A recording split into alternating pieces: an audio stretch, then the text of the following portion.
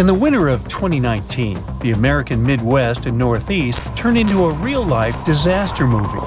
I'm talking about that time when temperatures dropped to negative 63 degrees Fahrenheit.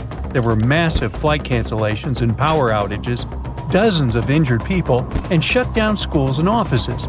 Simply going outside became highly risky. And if you're looking for someone to blame for all this, I've got two words for you: polar vortex. That's not some scary storm, but a huge mass of cold air that's normally spinning counterclockwise around the poles. When it's summer up in the northern hemisphere, the vortex stays further north, and in the winter, it heads south a bit. The term polar vortex has been around since the late 1940s. It shows up every winter and calls it quits in the spring. But for about the last 20 years, this polar vortex has been acting weird in the middle of winter. It looks like it either splits or becomes displaced once every other year. At the bottom of this vortex is what they call the polar front, or the polar jet stream. This jet stream moves from west to east, which is why places like the northeastern part of North America get hammered by that chilly polar vortex weather. Ooh. These jet streams zip along because of differences in temperature and the Earth's spin. When there's a big gap in temperatures, the winds really pick up speed. In spots like the equator, where the sun's rays are more intense, the air heats up and starts to rise. And as it goes up, it leaves behind a sort of empty space, taking in air from all around, kind of like a huge vacuum cleaner. But over at the poles, where it's way chillier, the air shrinks and sinks, forming areas of high pressure. It's like a bunch of air molecules trying to spread out, like a group of school kids on a big field. So you've got these two forces at play: warm air rising and cold air sinking. Air wants to zoom from the poles down to the equator with this setup. The jet streams tend to hang out where airplanes fly, about 30,000 feet in the air. Pilots often use them to zoom across the sky faster and save some fuel. But these jet streams aren't always the good guys, as they can bring all sorts of weather changes, like cold snaps and heat waves. When the polar jet stream is strong and cruising at about the same level as the vortex, it kind of locks in that cold Arctic air within the Arctic Circle. Every now and then, the jet stream takes a chill pill and starts moving around the planet in a wavy pattern called Arctic oscillations. This creates peaks and troughs that allow warmer air from down south to head north, and the chilly Arctic air to take a trip south. In the northern hemisphere, there are two polar vortexes, one in the lower atmosphere known as the troposphere, and another higher up in the stratosphere. The stratospheric vortex forms as cold, dense air sinks and twirls near the North Pole. The mightier the vortex, the quicker it spins, keeping cold air locked over the high latitudes. When someone or something messes with the polar vortex, it goes haywire. Picture a spinning top. Give the table a shake and it'll start wobbling. When the polar vortex loses strength, it can't corral the cold air anymore. So, blasts of icy Arctic air surge southward over North America. The polar vortex isn't a fixed object, but more like a living being. It gets stirred up by ripples on Earth's surface, triggered by stuff like air flowing over mountains or across land and sea, all warming up differently. If our planet were as smooth as glass, with oceans wrapping all around, the polar vortex would just chill out, never breaking up. But every time a wave smacks into it, it gives the vortex a push. Sometimes, one of these waves packs enough punch to shove the vortex off the pole or even spin it in reverse. And when that happens, the temperature in the polar stratosphere can skyrocket by a whopping 50 degrees in just a week. The Arctic's polar vortex started spinning in the opposite direction in March 2024 and got scientists worried. It's one of the 6 strongest flips since the 70s. This time around, it hasn't caused any chaos. Sometimes the waves of air affecting the vortex get strong enough to split it into 2 parts, kind of like how a cell divides. They're called daughter vortices, and they even add more chaos to the mix. When the vortex splits, one chunk usually heads over Siberia, while the other cruises over North America. Once that split goes down, the jet stream in the troposphere above the Atlantic decides to take a southern vacation. That jet stream usually acts like a bouncer, keeping the chilly Arctic air up near the pole. But when it heads south, that Arctic air gets a green light to crash the party in places like the East Coast, the Midwest, and even Western Europe. The storms that usually ride along with the jet stream follow along and head south too. They take their time to get organized and catch up with the new path of the jet. So, instead of hitting up Canada like they usually do, they swing by New York and Chicago for a change of scenery. Scientists still don't know why the polar vortex doesn't mess with the U.S. Pacific coast. It might have something to do with where the jet streams hang out in each basin. Over in the Atlantic, the jet stream kicks it at higher latitudes, while in the Pacific, it's chilling closer to the equator. It might also have to do with the landscape. In the Atlantic, the air has zipped over the Rocky Mountains, stirring up waves off tall peaks that mess with the jet stream. But in the Pacific, the jet stream is away from any big mountains that could cause trouble. The recent reversal of the polar vortex is unlikely to make the temperatures drop extremely, but scientists aren't sure what's going to happen to the polar jet stream in the future. They're concerned that the chilly polar air might make more trips down to the mid-latitudes and bring along more chilly spells in the long run. So it's better to be prepared. When the news tells you there's a huge winter storm coming and power outages are highly likely, fill your bathtub with water. If you have an electric water pump, it won't work and you'll run out of water soon. Gas stations also run on electricity, so fill your car tank before the storm hits to have some emergency gas. When the storm arrives and you're locked in, put on several layers of warm clothes, thermal wear, a warm shirt, a sweater, and insulated pants and woolen socks. Don't forget mittens so the heat doesn't escape through your hands. Hang dark blankets on your windows to draw in heat. Make sure your doors and windows are closed well, and put some towels under them to prevent drafts. Your basement is probably more insulated by the ground, so it could be a good place to spend the night. To warm up the cold winter bed in your home, fill a bottle with hot water and place it in your core region under the cover. The water will heat up your vital fluids traveling through your body, reaching all the extremities and warming you up in no time. You can also wrap your pajamas around the bottle before putting them on for an extra effect. When the power comes back on, check all your appliances and electronics before turning on the main power switch. They must be unplugged to avoid power surge damage. As you turn the water supply back on, keep the taps on the lowest level of your house closed to let the air out from the upper taps. Did you know that the Pleistocene era was a really important time in Earth's history? It's when the last ice age happened, and glaciers covered a lot of the planet. This period of time lasted for about 2.6 million years, and ended around 11,700 years ago.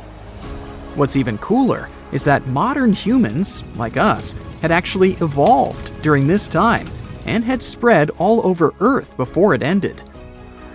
There were also some really fascinating animals that lived during the Pleistocene, like woolly mammoths and saber-toothed cats. Unfortunately, many of them went extinct at the end of this era.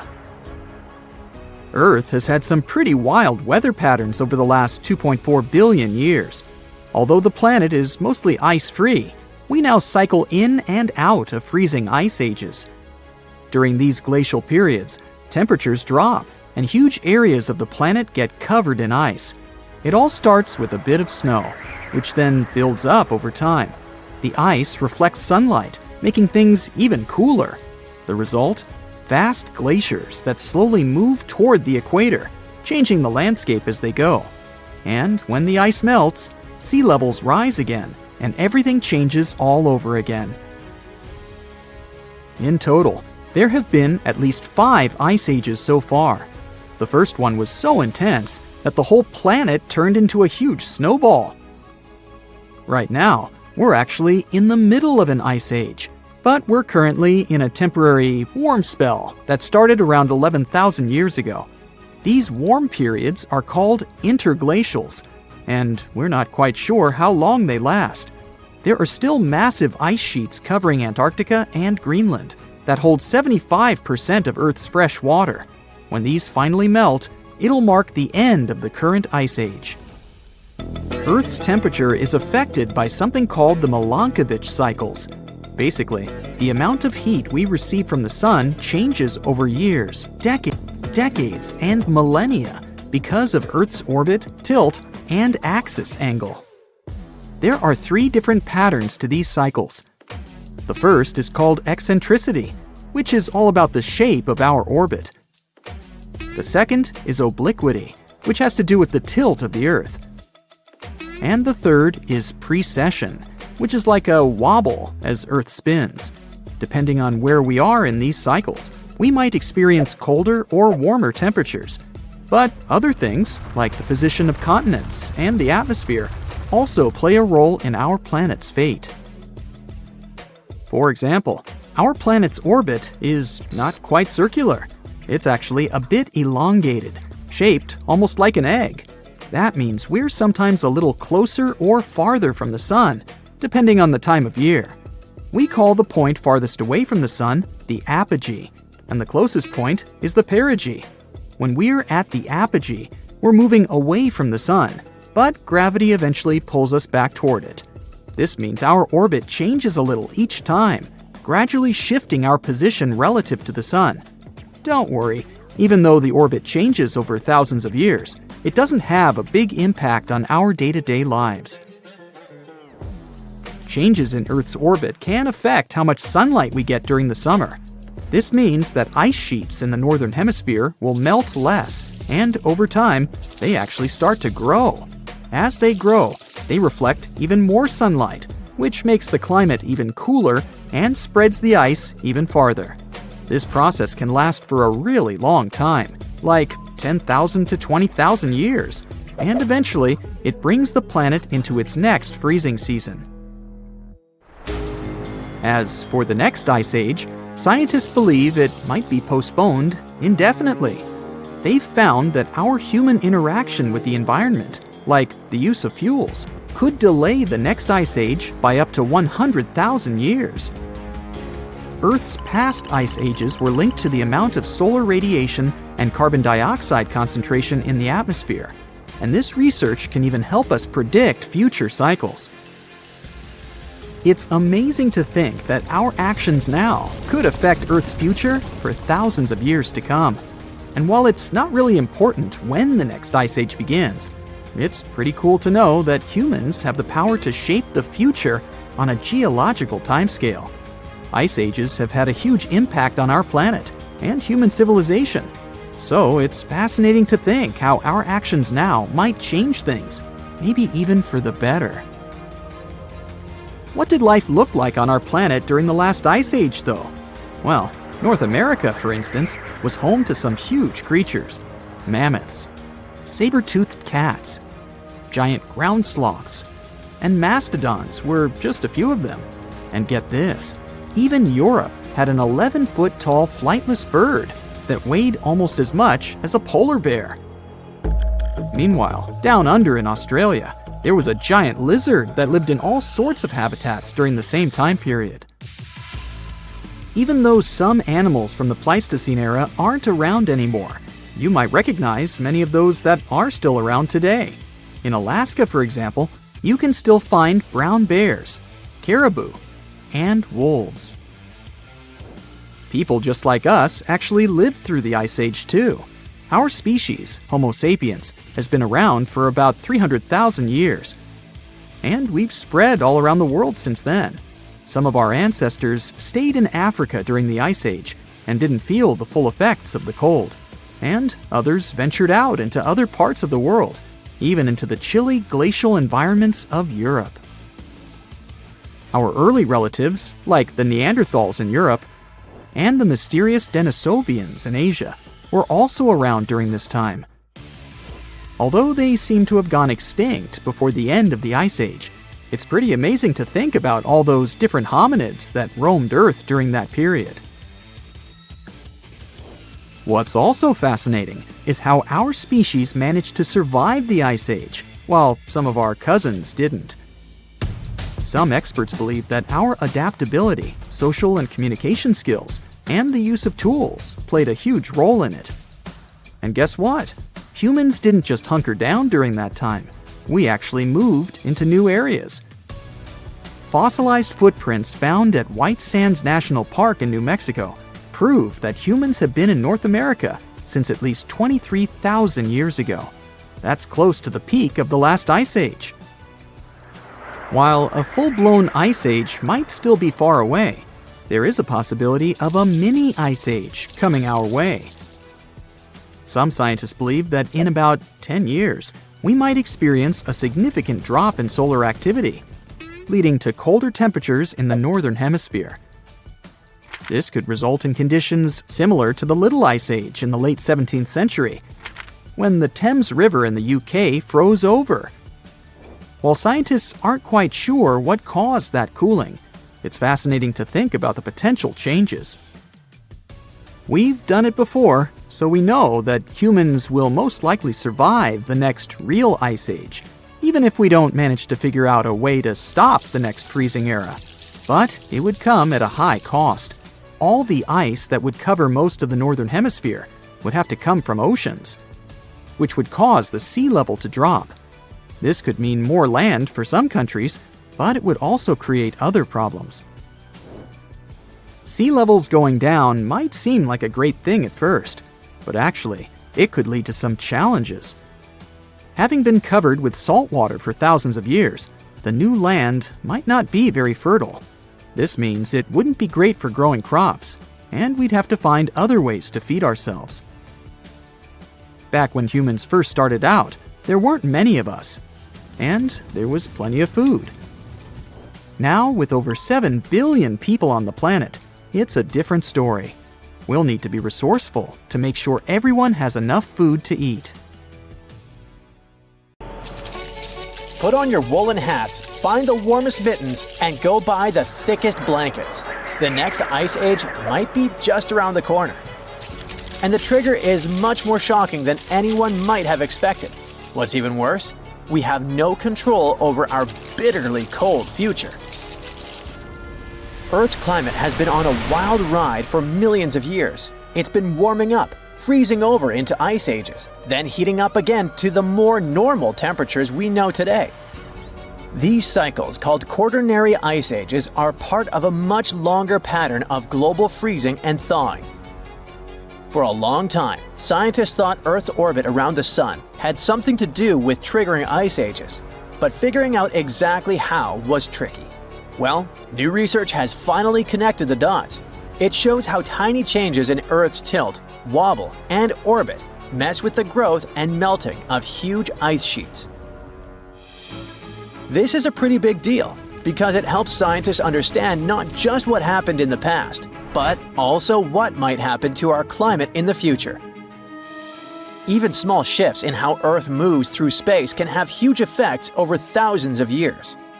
These changes control how much sunlight different parts of the planet get, which affects how ice sheets grow and shrink. Earth doesn't orbit the Sun in a perfect circle. It actually follows a slightly oval-shaped path. This phenomenon is called orbital eccentricity. Since the Sun isn't sitting right in the center of this oval, Earth's distance from it changes throughout the year. Plus, the oval itself slowly shifts position in space over time, which is called orbital precession. On top of that, Earth's tilt, aka obliquity, also changes slightly as our planet moves around the Sun. Scientists have known for a while that these orbital quirks impact our planet's climate, causing cycles of warming and cooling. As different parts of Earth's orbit shift, they change how sunlight is distributed across the planet, influencing seasons and ice ages. These Milankovitch cycles happen roughly every 20,000, 40,000, 100,000, and even 400,000 years. The difficult part is to figure out how each of these orbital changes affects climate shifts. Earth's climate is a complicated system, with tons of factors influencing it at the same time. Modeling all these processes is no easy task. It needs huge computing power and a deep understanding of each factor's role in shaping our planet's past and future climate. There are two cycles that are super close to each other in timing. Precession, which happens every 21,000 years, and the second harmonic of obliquity that happens at 20,500 years. But even though they're so close, no one has been able to directly connect either of these cycles to the end of an ice age. On top of that, for the past 800,000 years, ice ages have ended every 100,000 years, and scientists still haven't figured out what causes this pattern. To get to the bottom of it, researchers turned to the deep sea. They studied changes in oxygen isotope ratios found in the tiny, fossilized shells of marine creatures. These tiny creatures live in the ocean, and their exoskeletons preserve clues about past climate, specifically changes in ice sheets. This allowed the researchers to track the beginning and end of ice ages over the past 800,000 years. By comparing the changes in the ice sheets with Earth's orbital changes, they found an incredible pattern. The key moments when Earth moved between ice ages and warmer periods were perfectly lined up with specific relationships between precession and obliquity. It turns out that the end of an ice age, called deglaciation, is closely linked to the way precession and obliquity align. But it's obliquity alone that seems to trigger the start of an ice age. This discovery is the key to understanding the 100,000-year cycle of ice ages. The researchers say it was always there, just waiting to be noticed. Before the discovery, people thought the timing of ice ages was more random. But this new study shows there's a clear, predictable pattern. This means we might actually be able to predict when ice ages will happen in the future. Right now, Earth's tilt is slowly decreasing, and in about 11,000 years, it'll hit its lowest point. Based on the team's calculation, the next ice age is expected to begin before then. At the same time, according to the latest reports, humans have already started pushing Earth's climate off its natural path by releasing greenhouse gases. Another thing scientists are warning about is a massive shift that's happening in the Atlantic Ocean, and it could drastically change the world's climate. The Atlantic Meridional Overturning Circulation is a system of ocean currents that moves warm and cold water around the planet. And right now, it is showing signs of weakening. What will happen if it collapses? Freezing temperatures in Europe, extreme weather across the world, shifting monsoons, and even an Amazon rainforest drying up. And the scariest part? Some researchers say there's a 95% chance this could happen before the end of the century. Think of the AMOC like a giant conveyor belt in the ocean. Warm, salty water from the tropics flows north towards Europe and North America. When it reaches colder areas, it cools down, becomes heavier, and sinks to the bottom of the ocean. This deep, cold water then moves southward, while fresh, warm water from the equator keeps flowing north to replace it. This system helps regulate global temperatures, keeps Europe's winters mild, and prevents the US East Coast from flooding. It also controls monsoon patterns that bring seasonal rain to parts of Africa, South America, and Asia. Without it, the world's climate would look completely different. Right now, melting ice from Greenland and Antarctica, along with increased rainfall and river runoff, is dumping too much fresh water into the North Atlantic. Since fresh water is lighter than seawater, it disrupts the sinking process that keeps the AMOC moving. If too much fresh water builds up, it will mess up the entire system. And once it collapses, there will be no reversing it, even if the climate later cools down. Scientists have seen two big warning signs. First of all, the warming of the ocean off the US East Coast, which suggests the AMOC is already slowing down. Plus, there's a cold blob of water south of Greenland. It might be a sign of the weakening of the ocean current, and that's exactly what happens before the system fails. What would happen if the AMOC fully shut down? Europe would enter an ice age. The AMOC plays an important role in keeping Europe's winters relatively mild by bringing warm water north. If this process stopped, Europe would be plunged into deep winter. London's climate would drop by 18 degrees Fahrenheit, making it feel like northern Canada. Stockholm could get up to 54 degrees Fahrenheit colder. turning it into Siberia-like conditions. And snow and ice would cover much of northern Europe year-round. Next, monsoons would shift, leading to severe droughts. The AMOC helps regulate tropical rainfall, especially in Africa, South America, and Asia. If it collapsed, West Africa's monsoons would shift or disappear, leading to devastating droughts and a massive food crisis. The Amazon rainforest could dry up, transforming into a savanna or grassland. In India and Southeast Asia, monsoon rains would disappear, and millions of people rely on them for agriculture. The U.S. East Coast could see catastrophic flooding. With the AMOC weakening, water is already piling up along the U.S. East Coast, triggering higher sea levels and stronger hurricanes. If the system shut down, sea levels would rise by up to 3.2 feet, which would make the coastal cities more vulnerable to flooding. Finally, hurricanes and extreme storms could become even more powerful because of warmer waters along the coast. Now, how close are we to disaster? For thousands of years, the AMOC has remained stable, but recent studies suggest it's weaker now than at any point in the past 1,600 years. Ocean temperatures are hitting record highs, and many researchers believe we are dangerously close to the tipping point. A study published in Nature claims that if greenhouse gas emissions continue at their current pace, there's a 95% chance that the AMOC will collapse before 2100. Yep, there's ice all around, as far as the eye can see. A white desert covers the entrance to your cave, the one where you and a bunch of other settlers live.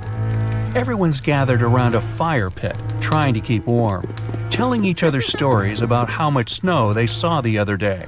Some are running around playing tag, throwing sticks, whatever people used to do for fun 300,000 years ago.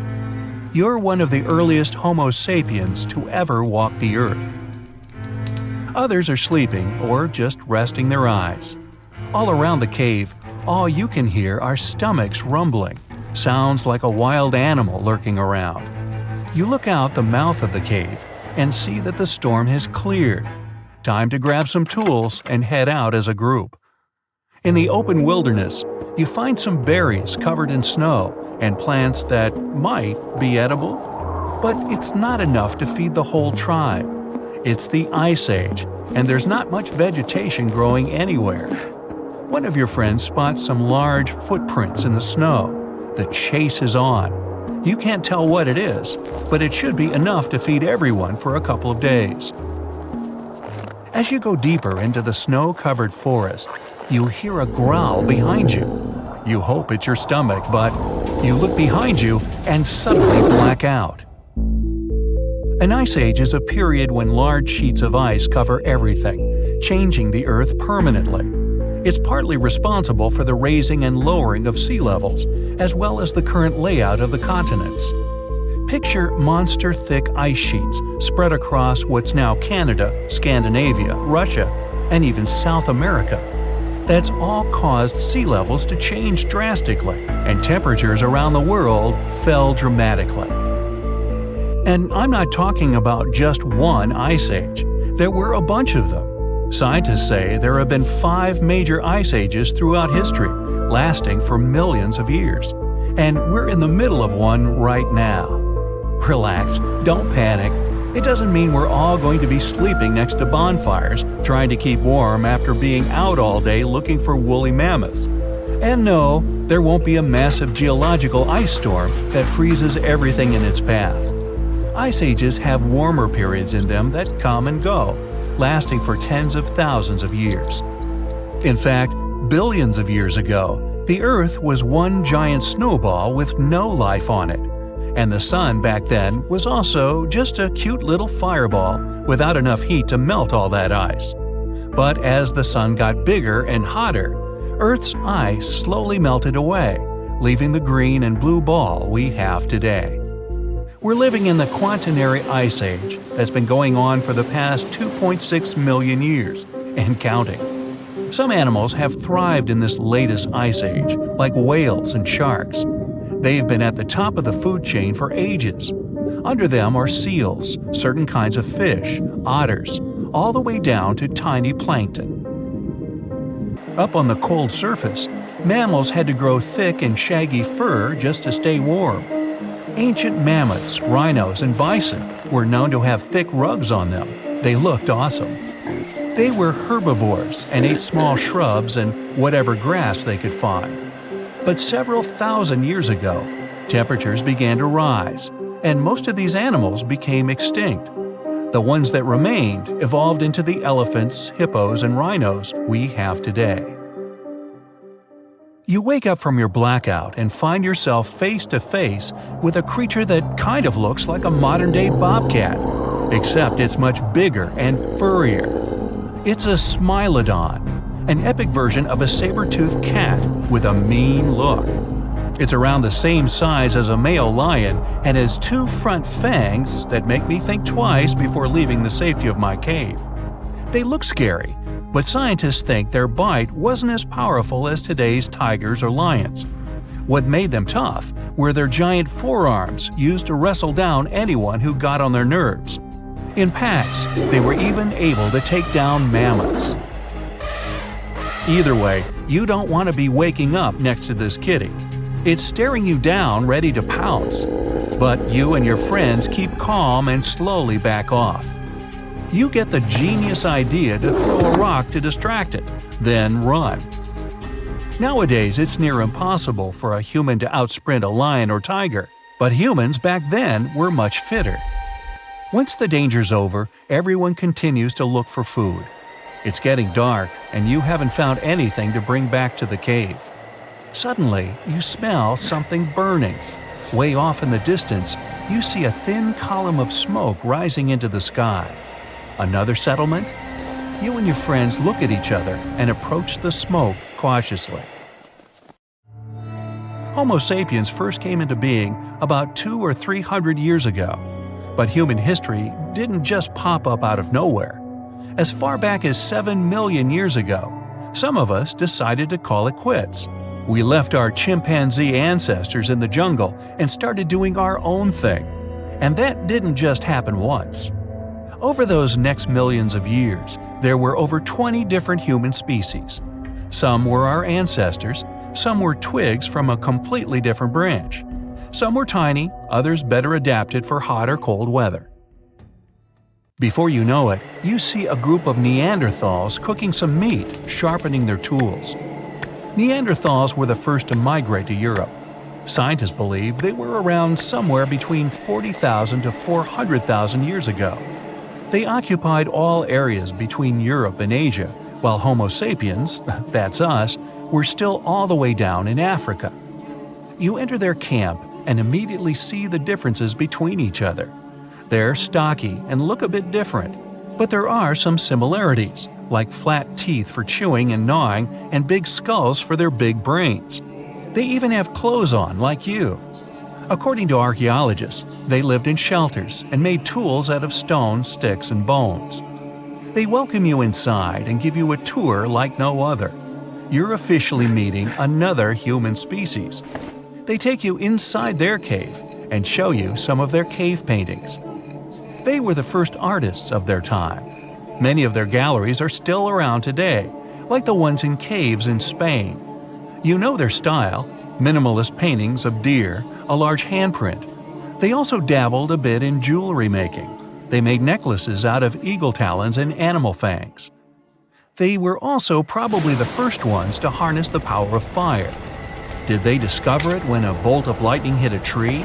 Or when one of them dropped a rock on another rock, creating a spark? No one really knows. But they were able to recreate it and use it to keep warm, to cook food, to see in the darkness, and to protect themselves. After the nice tour, you hang around the campfire to keep warm. They even offer you some extra clothes for the journey home, mostly thick, shaggy mammoth coats. If only you could talk to each other, that would be awesome. But it's getting dark, and you need to head back to the tribe. You say your goodbyes and thank them for teaching you how to draw a deer, and for that sack of food they gave you. The Ice Age was important for the development of the modern Homo sapiens. Because of the extreme cold and other harsh conditions, they had to adapt to survive, be extra clever and innovative.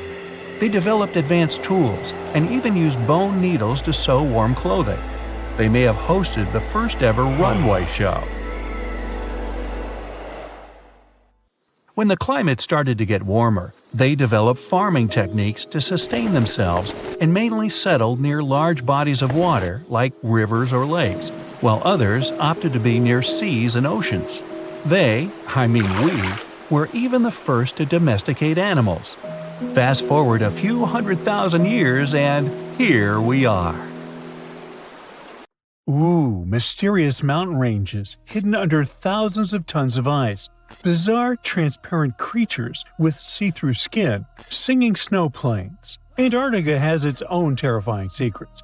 And now, a mysterious ice hole the size of Switzerland that keeps popping open. And scientists have finally figured out why. This hole, called the Maud Rise Polynya, was first spotted in 1974 and 1976 in the Weddell Sea. Since then, it's been kind of playing hard to get. Sometimes it appears, sometimes it disappears for years. And when it does show up, it mysteriously changes size. For decades, researchers were trying to figure out what makes it form. Then, in 2016 and 2017, the Polynya went absolutely massive, more than 30,000 square miles. The hole stuck around for several weeks during winters. It was the first time since the 1970s that the Weddell Sea had such a huge, long-lasting Polynya. Here's the deal with Antarctic sea ice.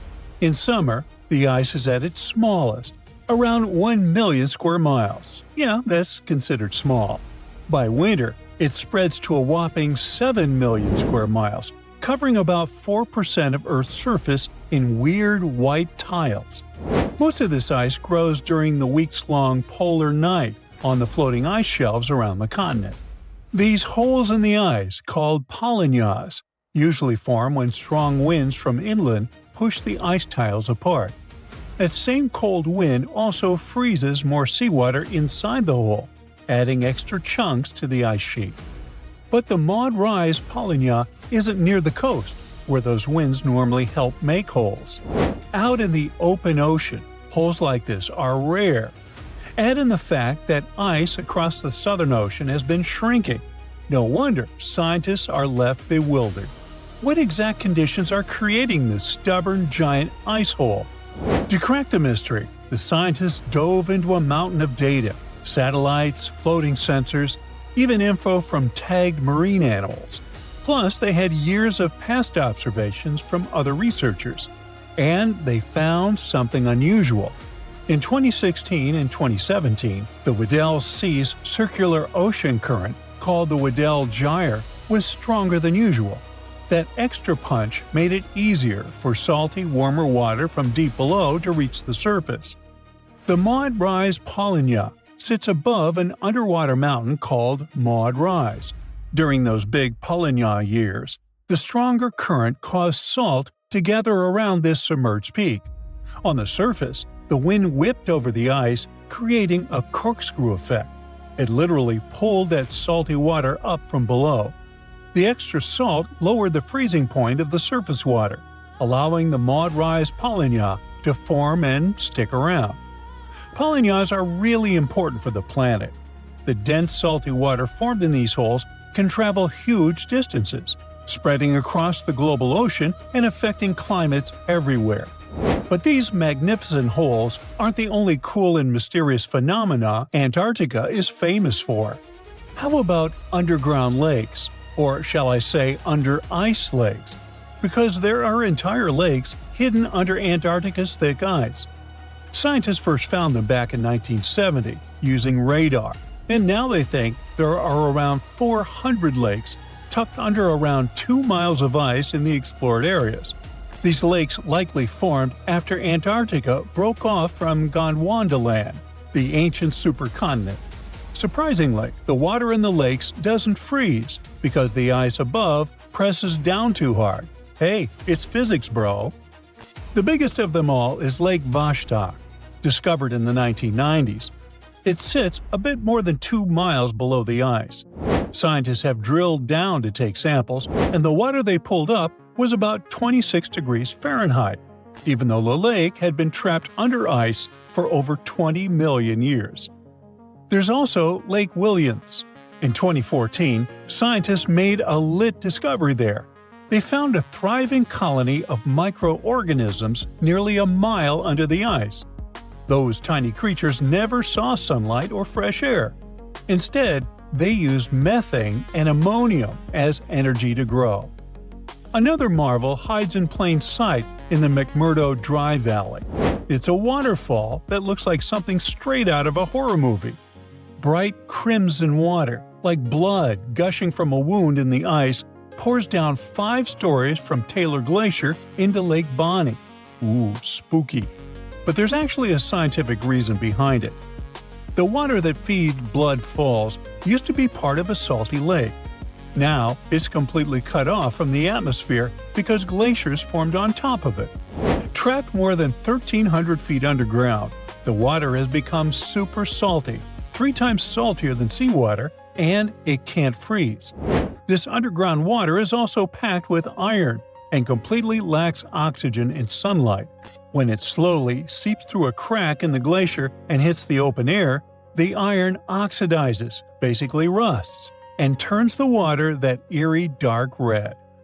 With such creepy landscapes, Antarctica might look like a frozen wasteland, freezing cold, almost no rain, and winds that could knock you off your feet. The coldest Earth's temperatures ever was recorded there, minus 128.6 degrees Fahrenheit.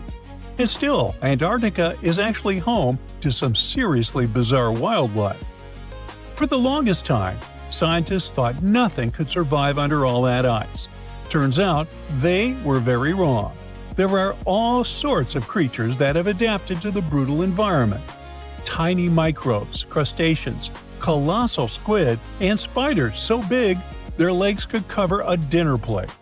Giant worms with shiny golden bristles and huge sharp-toothed jaws also lurk under the ice.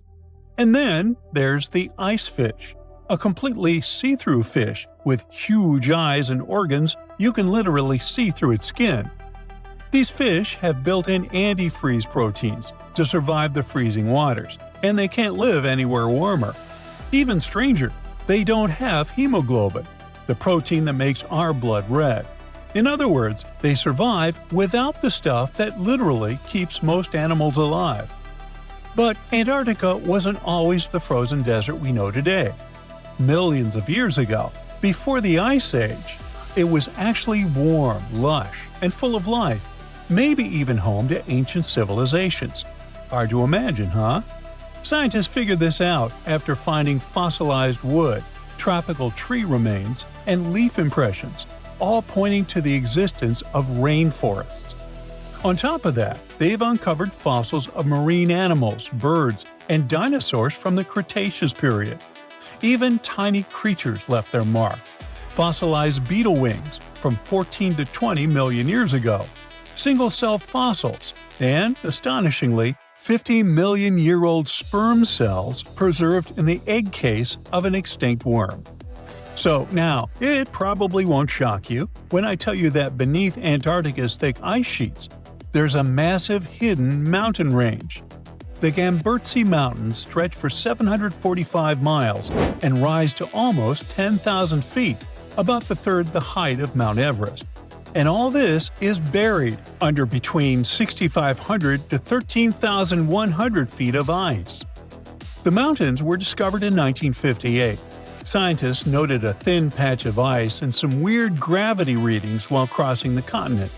Even though no one has ever seen those mountains directly, researchers use radar to map their shape and gravitational and magnetic readings to study them all the way to their base. Perhaps the craziest part is that the Gamburtsis are around 1 billion years old. So, in theory, they should have eroded away long ago. How they're still standing is a mystery. Most scientists think a frozen mantle beneath the ice might be protecting them from erosion, keeping this ancient range intact. And finally, Antarctica has its own soundtrack. The Ross Ice Shelf, the continent's largest ice shelf, is several hundred feet thick and spreads over 193,000 square miles, roughly the size of France. And scientists have recently discovered that this massive ice slab actually sings. The eerie melody comes from wind blowing over snow dunes, which creates vibrations in the ice and a nearly continuous seismic hum. You can't hear it with your ears, but seismic sensors pick up the mournful tune. In fact, it was discovered by accident. Scientists just installed special sensors to monitor other ice behaviors.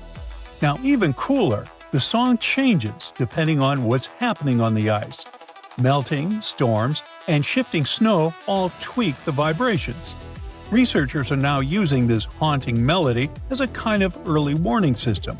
They listen to it in real time to track the ice shelf stability and potential collapse. Ice piracy is like Pirates of the Caribbean, but you gotta swap those tropical seas for icy, freezing waters. And the captain here isn't Jack Sparrow, but a massive glacier in Antarctica. Meet the Polar Ice Glacier. Its calm, sparkling surface might look innocent, but don't be mistaken, it is a pirate, and a pretty skilled one too. Instead of gold, it's been stealing ice from its neighbors at record speed, and scientists can't believe what they're seeing. So, what exactly is ice piracy? Arr! This is a strange kind of glacier movement, where one glacier starts taking ice from another nearby. Instead of minding its own business and slowly sliding toward the sea, it suddenly changes course and begins pulling ice that used to belong to its neighbor. The pirate glacier speeds up, the victim slows down. The problem is that the balance of ice in the region might get completely thrown off. This isn't brand new information though. Scientists have known about this quirky behavior for quite a while. But they used to think that this process took hundreds, maybe even thousands of years. Now, something really strange is happening in Antarctica. We're seeing, for the first time ever, a glacier pirate in action, and it's moving much faster than anyone expected. It all started when researchers from the University of Leeds began looking at satellite images taken between 2005 and 2022. They wanted to analyze the rates of flow from 8 ice streams in West Antarctica. And yes, glaciers do move. Think of them as huge piles of snow that have turned into solid ice over time. This ice slowly changes shape, shifts, and moves. That's why glaciers are often called rivers of ice, because they flow, for real. Gravity is what makes it happen. The ice slowly slides and deforms under its own weight, thanks to the pull of gravity. And when it comes to glacial movements, they can either advance or retreat. If more snow and ice build up and melt away, break off, or evaporate, a glacier will advance. But if it loses more than it gains, it will retreat. Oh, and glaciers also move at different speeds, depending on things like the slope of the land beneath them. But if that flow starts speeding up, well, that's bad news for coastal communities all over the world, because that means more ice is moving from land into the ocean, which contributes to Antarctic ice loss and, eventually, sea level rise. Now, back to the recent ice research in Antarctica. The team calculated ice velocity using a tracking technique that measures how visible features, like cracks or rifts on the ice surface, shift over time. And they found that 7 of those 8 Antarctic glaciers had sped up. On average, they've doubled their speed since 2005. Given the impacts of how Antarctica's climate is changing, warming up more and more each year, this doesn't really come as a surprise. But here's something strange. One glacier, just one, slowed down. We're talking about the Polar West Glacier. It slowed by about 10% over the study period. But how can a massive chunk of ice just hit the brakes, so to speak? To figure that out, researchers looked at its surroundings, and there it was, the culprit, the Polar East Glacier. Experts think Polar West slowed down because it's flowing toward its pirate neighbor, Captain Polar East. That one's moving much faster. In fact, it's one of the fastest glaciers in the area. Its speed has been increasing by about 105 feet every year over the study period. Okay, that might sound slow, even for a tortoise, But for a glacier, that's disturbingly fast. Polar east is the Usain Bolt of ice chunks, and that's not even the most impressive part. The strange thing is that it changed its flow direction. Instead of moving straight ahead like it used to, it's now turning towards its neighbor, polar west, and pulling ice from it.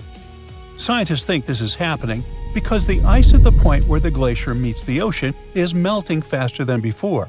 That glacier melting makes the ice thinner, and as it thins, it changes the way the ice upstream flows. So now, instead of feeding both glaciers evenly, more of that ice is being funneled onto polar east. In short, polar east is speeding up and changing its course. So now it's pulling or stealing ice from its slower neighbor. And just like that, this mysterious glacier in Antarctica became a real ice pirate. Okay, this whole ice piracy thing isn't that weird. I mean, it's part of how glaciers normally behave. Slow, dramatic, and occasionally a little mischievous. What really blows scientists' minds is how fast it's happening. They used to think this was a super slow process, something that would take hundreds or even thousands of years. But this one is taking place in just 18 years. And this is a huge satellite discovery in Antarctica. I mean, scientists were only able to spot it thanks to the Copernicus Sentinel-1 mission, a pair of European satellites that use radar to keep an eye on Earth's surface. They can track changes in ice, land, and ocean with incredible precision and coverage, making them perfect for studying how the polar regions are changing. Because here's the thing, keeping an eye on the coldest parts of our planet is becoming essential for our future. And this particular part of Antarctica, where both the polar west and east glaciers are located, is thinning faster than anywhere else. Its glaciers are retreating at record speed. The grounding line, the point where the glacier stops resting on land and starts floating on the sea, is moving backward. When that happens, the ice sheet slides into the ocean even faster.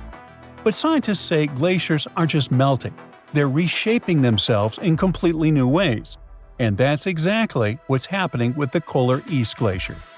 Seeing a pirate glacier in action firsthand has once again changed how scientists look at things. The new data on ice piracy shows something they've never seen before. Glaciers and floating ice shelves are interacting in new and surprising ways. So, more and more, experts need to rethink how these icy giants behave as the world warms up.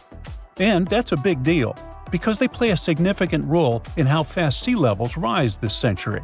In fact, Antarctica's glaciers are one of the biggest reasons our oceans are swelling. The continent is losing about 135 billion tons of ice every year. That's like dumping tens of millions of Olympic-sized pools of water into the ocean annually. If all of its ice melted, sea levels would rise by about 190 feet. That kind of rise would flood much of Florida and huge areas of the Netherlands and Bangladesh, for example. Many small island nations would completely vanish beneath the waves. Now, you might be asking yourself, what's hiding beneath all of Antarctica's ice? Well, it might look flat from above, but underneath that mile-thick layer of ice lies a whole landscape of steep mountains and deep valleys, crossed by winding rivers. Those hidden rivers could play a crucial role in how the ice sheet reacts to all this unusual warmth.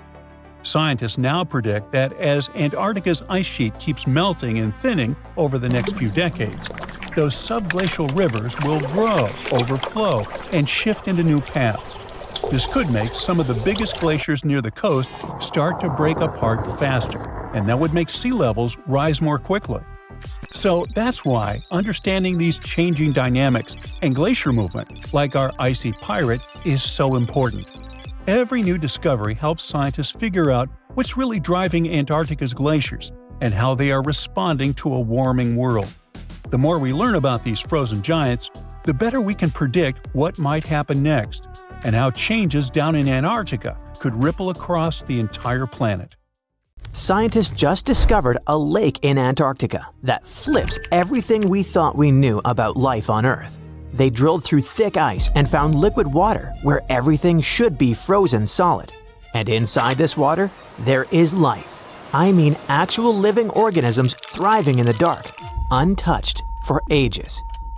The story starts with an expedition that added a new, super important spot to the Antarctica map. Between November 2019 and January 2020, researchers trekking across the frozen desolation reached an area called Enigma Lake. They thought they were walking over a huge slab of solid ice, but their gear showed something different. So they used a powerful drill to get through the ice, peered beneath layer after layer, and detected at least 40 feet of liquid water trapped under the surface. They came looking for a rock, but found a hidden world under ice in this Antarctica lake, where they would least expect it. The scientists were shocked and didn't stop at this discovery. They wanted to know where all this water came from, because in this part of Antarctica, the climate is ruthless. Extreme temperature, low precipitation, punishing winds, and solar evaporation aren't exactly perfect conditions for a lake. Any fresh water was supposed to have dried up long ago. So there had to be a source for refills for a subglacial lake in Antarctica like this one.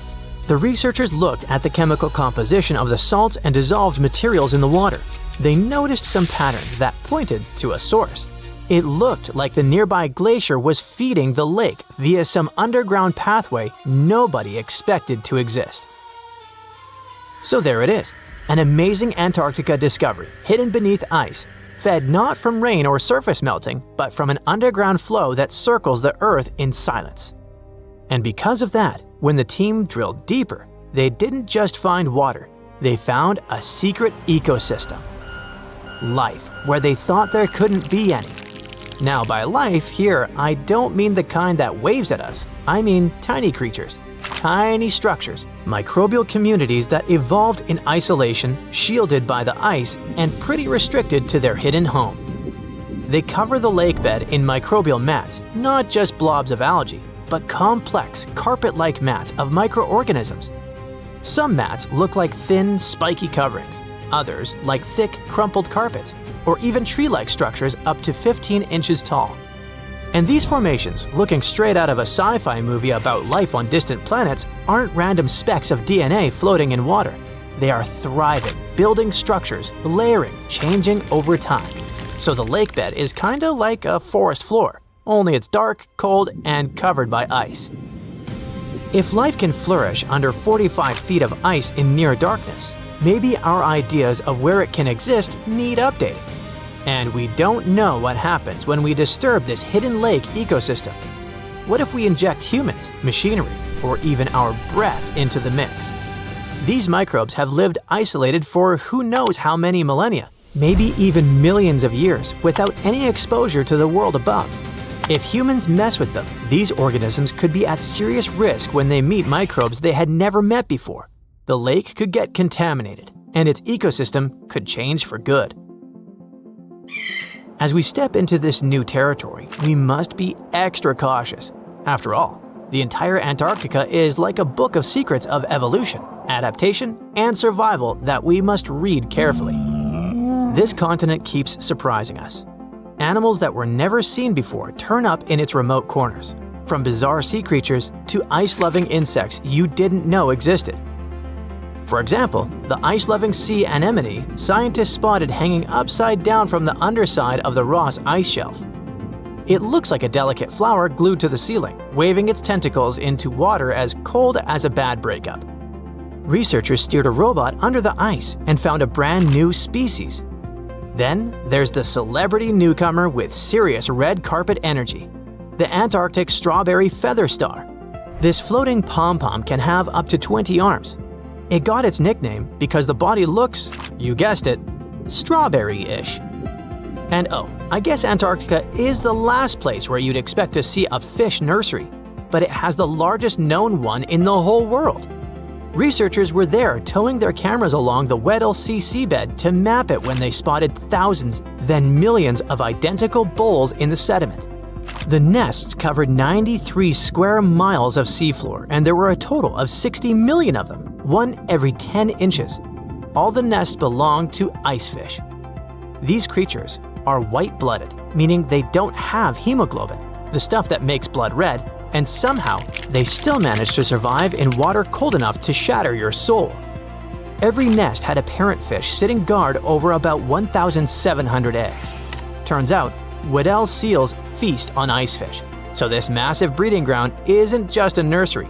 It's also a buffet for the neighborhood predators. And speaking of buffets, the ice fish themselves feed from a warm upwelling that pulls up nutrients and microscopic zooplankton. It's all pretty cool that the ice fish colony has a hard edge, a literal line in the sand. The edge of that border matches perfectly with the outer rim of the warm upwelling, which looks like a carefully crafted evolutionary trick. Another Antarctica discovery that shocked scientists wasn't a cool-looking fish or a dinosaur bone, but something probably even more important for science: bubbles. Tiny ancient bubbles trapped inside what might be the oldest ice ever brought up to daylight, nearly 1.2 million years old. Before this discovery, researchers had recorded climate history going back 800,000 years, but they wanted more. They spent years searching for the perfect spot where ice could tell the story straight through. Some Antarctic regions hold ice even older, maybe 3 or 4 million years. But it's patchy, and they needed a continuous record. When they finally drilled into the right spot, they found crystal clear ice cores with bubbles that trapped the atmosphere of Earth as it was hundreds of thousands of years ago. When scientists analyze the air inside, they're not just studying gases. They can tell what our distant ancestors inhaled, what the planet exhaled, and how the rhythm of life and climate played out long before us. The period around 900,000 years ago, the same time sealed inside this ice, may have been one of humanity's closest calls. According to genetic studies, the human population shrank to about 1,300 individuals on the entire planet. Nobody knows what exactly led to this, but it could have been the climate. So these ancient bubbles might hold the clues we need to understand how our ancestors survived one of the toughest chapters in Earth's story. And maybe how we can survive the next. Because, the planet keeps repeating itself in new and uncomfortable ways, and Antarctica has lessons to teach us. One lesson we might learn the hard way has to do with what's under its ice. Scientists recently found that there's something brewing beneath Antarctica that's anything but chill. There might be volcanoes there, quietly waiting for their moment. Yeah, you heard it correctly. Volcanoes, the hot, fiery kind sitting under miles of ice. The team used computer simulations and found that when parts of the ice melt, the pressure holding those volcanoes down eases up. And boom! They could start melting even more ice from below. It's like a self-feeding loop of chaos. The ice melts, volcano wakes up, then more ice melts. Even if humans stopped affecting the climate conditions on the planet tomorrow, that chain reaction could keep going, because it's not just about the air. It's about the fire hiding underneath. The scariest part is that this kind of melt could raise sea levels way more than we thought. And since Antarctica has over 70% of all the freshwater reserves on Earth, you can imagine the drama level it could lead to. So you see now that Antarctica map is like a real-life board game for humans, and we must be careful studying and playing it. A sinkhole suddenly appeared in northern Siberia. This 115-foot deep hole popped up after some weird explosion that threw dirt and rocks almost 395 feet away. Since then, 2 more mystery holes have shown up in the area. People first thought it might be connected to digging for fossil fuels, since it's not far from the biggest gas field. But the search team's radar scan suggested it was probably a natural thing. The first research trip wasn't too successful because scientists couldn't get inside and take samples until the hole's sides and the water at the bottom froze. Scientists have been wondering about what caused these holes, and the ideas varied from space rocks hitting the ground to rising temperatures on Earth. One researcher suggested that the eruption had occurred due to the accumulation of pressure. A temperature decrease is often accompanied by alterations in the volume of specific chambers. These chambers contain methane. Such craters are specific to the Arctic region. Few other areas share these particular features. They all have table-like ground ice situated close to the surface, continuous permafrost saturated with methane, and unfrozen ground. Speaking of gases, a geologist suggested that the sinkhole might have been caused by gas hydrates. These gas hydrates are also thought to be responsible for mysterious happenings in the Bermuda Triangle. The Yamal Peninsula, similar to the Bermuda Triangle, has been a place known for unexplained events. Here, residents even claim to have seen the abominable snowman. Sinkholes can pop up out of nowhere. Some are massive enough to gobble up whole buildings. They happen when rock under the ground, like limestone, starts getting dissolved by the water it contains. As the rock melts away, these big holes, or caverns, start forming. When these caverns become too much for the land above to handle, bam! The surface caves in. Ice is melting like crazy. The Arctic is warming up way faster than the rest of the world, so ice sheets and glaciers are shrinking. As these chunks of ice melt, they pour fresh water into the oceans, raising sea levels and making Earth's crust sink. During the last ice age, those massive ice sheets pushed down on Earth's crust, making it bend and sink. When the ice started melting, the crust began to bounce back. But now, the ice is melting too fast for the crust to keep up. This sinking situation creates a dangerous loop. As land goes down, more seawater creeps in, causing more erosion and flooding. What about other parts of the world, such as China? It hosts the deepest and largest sinkhole on the planet. This sinkhole is 2,165 feet deep and holds a crazy amount of space, 130 million cubic meters to be exact. They call it the Heavenly Pit, and it's not just big, it has its own mini ecosystem. 1,285 different plant and animal species can be found there. There's an ancient forest and a thick jungle of plants in there. This formation is a double-nested sinkhole with two craters connected by a sloping edge. When it rains, a waterfall shows up at the mouth. It feeds an underground river and cave network. When you look down from space, you'll see these deep, dark marks on the green landscape, like a footprint. Some suggested that these formations could have been left by a meteorite smashing into Earth. Others said it had taken about 128,000 years for water to carve them out. It could have snuck into underground rivers and worn away the limestone rock. It turns out, locals have known about this place for ages, but the rest of the world only caught wind of it in 1994. British explorers tried to map out its underground cave system, but it's like a maze down there. After 5 tries in a 10-year span, the team couldn't handle the rushing river and had to throw in the towel. So, this deep, mysterious underworld remains one of China's biggest geological puzzles. The next one is Crveno Jezero in Croatia. This is a huge, mysterious pit. It's not like a regular lake. It's basically a giant hole that formed when the ground collapsed into what was once a massive cave. The walls are super steep and have this reddish tint because of iron in the soil, which makes it look pretty wild. Inside, there's a deep blue lake that's incredibly clear, but also super cold. What's really cool is that it houses a unique species of fish that's only found there. Plus, the water level goes up and down because of an underground stream.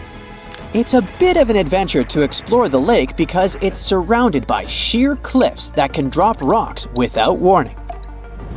Let's shift our gaze to Venezuela's Cima Humboldt. This is a colossal sinkhole hanging out in a flat-topped mountain. This beast of a hole plunges down 1,030 feet. You can find an entire forest at its base.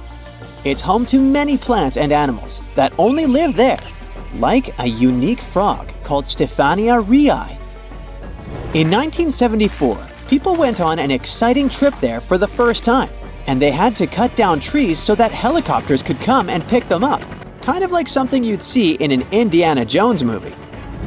The second largest blue hole on the planet, known as Tamya, which translates to deep water in Mayan, is in Mexico, and that's where we're going. This underwater marvel was uncovered off the shores of Mexico's Yucatan Peninsula in 2021. But the deets about this sinkhole have just surfaced recently. It's 900 feet deep, with the sides so steep they're almost 80 degrees. The entrance to this cavern is about 15 feet below sea level. Blue holes, like Tamya, are these natural wonders formed during the ice ages. When the sea level was way lower, rain and other natural elements eroded limestone, creating these deep, vertical shafts. Then, as the oceans filled back up, these holes got submerged, turning into the mysterious blue holes we see today. They're called blue because the deep parts are darker than the shallower waters around them, making them look striking from above. Despite being low in oxygen, which usually makes it tough for sea life to thrive, blue holes are bustling with unique forms of life, especially bacteria. They're also gold mines for scientists because they can preserve ancient fossils in conditions you wouldn't normally find elsewhere. The team that discovered Tamya used scuba gear, sonar equipment, and water sample testing to map out the blue hole and study its water chemistry. They found that it was not just deep, but also massive, covering a surface area of 147,357 square feet at its widest point. This discovery was made partly thanks to local fishers who had been whispering about its existence. Now, scientists are diving deep into its secrets, hoping to learn more about the unique ecosystems that blue holes can host, and how they might give us clues about handling climate change and preserving marine life. Another spot is Dean's Blue Hole. This one is just off Long Island in the Bahamas. This underwater wonder goes deep, reaching 663 feet. The massive blue hole is surrounded by rocks, a lagoon, and a pristine white beach. Dean's Blue Hole isn't just a pretty sight, it's a hotspot for free-diving enthusiasts. People come from all over the world to take the plunge into its crystal-clear depths. There are multiple passages branching off from the main blue hole, leading into intricate cave systems and mysterious underwater rooms. It stands out also because it's the second deepest blue hole in the world, falling just behind the Dragon Hole in the South China Sea. This place is a big deal in the scuba diving world, especially since a swimmer set a world record here by diving 331 feet deep on a single breath, without any fins. Tiny microbes, basically ancient germs, have been frozen in Arctic ice for tens of thousands of years, just chilling there, since woolly mammoths were still walking around. And now, scientists think these little guys might wake up again if Arctic summers keep getting longer and warmer. Yep, you heard right. Zombie microbes. Great. These microbes have been stuck in permafrost, which is soil and ice that stays frozen solid year-round. The top layer melts a bit in the summer, but the really old stuff, those Ice Age microbes, are buried way deeper. They only thaw if things get really warm for months, not just a hot day or two. To study these microbes, the team went down to the Permafrost Research Tunnel near Fairbanks in Alaska, a long underground hallway 50 feet below the surface, carved right into the ancient frozen ground. The tunnel stretches over 350 feet and lets scientists literally walk through thousands of years of frozen history. By the way, while checking out the walls, the researchers also spotted bones of mammoths and bison sticking out of the ice. One of the reasons why the researchers went to Alaska was to see how fast these ancient microbes could come back to life. Well, they were in for a surprise. These microbes don't need years, centuries, or magic spells to wake up. Just a couple of months of warm weather. Once they're awake, they start doing their microbe stuff, which includes pumping out greenhouse gases like CO2 and methane. And that's bad news, because those gases warm the planet even more. This melts more permafrost, which wakes up more microbes, which releases more gas. You get it. Basically, it's a nasty climate loop. Anyway, when scientists went down into the frozen tunnel to grab chunks of super old permafrost, the first thing they noticed was the awful smell. It wasn't just the stench of an old basement. It was something has been frozen for thousands of years and is finally waking up bad. Weirdly, microbiologists were happy. Such a smell is actually a good sign for them because it usually means tiny creatures, microbes, are still around. Back in the lab, the team soaked the frozen samples in the water that had a special kind of heavy hydrogen inside it. This helped them track what the microbes were doing later. Then they put the samples into fridges at 3 different temperatures: cold, kinda cold, and not too cold, to copy what future Arctic summers might feel like if the warming continues. For the first month, almost nothing happened. Even the warmer samples barely changed. Only a tiny number of microbes started waking up. Basically, a microscopic trickle of activity. But a few months later, things got more exciting. Thanks to the heavy water, scientists could watch how much of it the microbes used to build their cell membranes. It helped them figure out that the old microbes were making special fatty molecules that might help them stay alive in freezing conditions. By the 6-month mark, the samples that were stored at the warmer temperatures had transformed completely. They became more active and started forming little slime layers. The scientists could actually see these layers even without a microscope. The whole community of microbes wasn't super diverse, but those that were active behaved just like modern microbes that live in unfrozen soil today. In short, those ancient microbes were definitely alive and got pretty energetic once the temperatures were warm enough. This matters a lot for the Arctic and for the whole planet because these microbes survive by eating old organic material trapped in the permafrost. When they eat, they release greenhouse gases like carbon dioxide and methane, and the Arctic is warming faster than any other part of Earth. It means that the deep frozen layers might stay warm long enough for huge numbers of ancient microbes to wake up and start pumping out gas. Right now, northern permafrost holds about twice as much carbon as the entire atmosphere. If a lot of that carbon gets released, it could speed up the warming of our planet. It can lead to dramatic consequences, setting off a whole chain of huge changes and affecting basically everything on Earth. Extreme weather will start happening more often. Stronger hurricanes, heavier rainstorms, longer heat waves, bigger wildfires. The oceans will rise too, which can flood coastlines and put towns and cities at risk. Animals, plants, and entire ecosystems can get thrown out of balance, with some species struggling to survive and food chains breaking down. People all over the world will have to deal with crop failures, water shortages, and damaged homes or infrastructure. Let's get back to our zombie microbes. The thing is, the study only looked at them in one place in Alaska, but there's a massive amount of permafrost all over the world, in Alaska, Canada, Siberia, and many other places. And microbes in different regions might behave differently as things warm up. Scientists still have tons of work to do to figure out what's coming next. I bet you're questioning yourself. Could ancient viruses infect us? Well, most of the ancient microbes frozen in permafrost are totally harmless. They're like old bacteria that only care about messing with other tiny organisms in the dirt. But scientists worry that a few of these frozen germs might be the kind that can infect people, animals, or plants. And if that happened, our bodies probably wouldn't recognize them at all, because they've been frozen since mammoths existed. Basically, there's no immune system cheat codes for us. The risks of this happening grow for a number of reasons. For one thing, the Arctic is warming almost 4 times faster than the rest of the planet. Longer summers plus hotter temperatures mean more permafrost melting. So, more ancient stuff is waking up. Plus, people might start digging more around there. Companies will mine more, drill for oil, and ships can travel new routes.